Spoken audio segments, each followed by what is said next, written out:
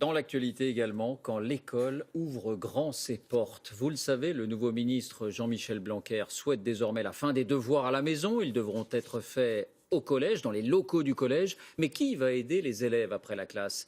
Eh bien, les étudiants, les volontaires du service civique et les retraités sont appelés à venir prêter main forte aux enseignants. Jienne Benzina, Olivier Gardet.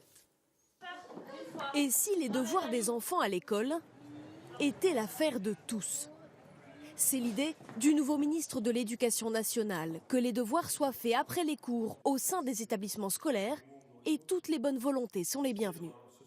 C'est bien d'impliquer des acteurs différents, non seulement les professeurs, mais aussi des jeunes retraités, des personnes venues du service civique ou du monde associatif, pour montrer un petit peu qu'on a la société derrière son école.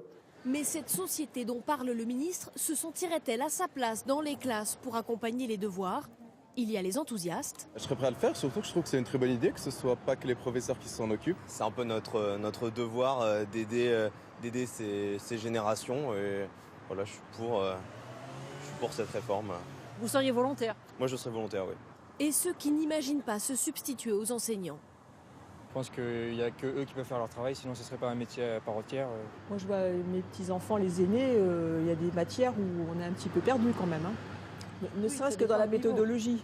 Vous vous sentiriez pas capable? Personnellement, non. Le ministère de l'Éducation envisage par exemple de mobiliser davantage de volontaires du service civique, des jeunes de 16 à 25 ans avec une mission de 7 mois en moyenne. Mais pour ce syndicat de parents d'élèves, la formule n'est pas la bonne. Pour la FCPE, ce dispositif, nous souhaitons des enseignants formés qui encadrent les élèves sur des devoirs faits et non pas bâclés sur le temps scolaire. L'appel à des jeunes de service civique, à des retraités, à des étudiants qui n'ont pas de formation pédagogique n'a pas de sens.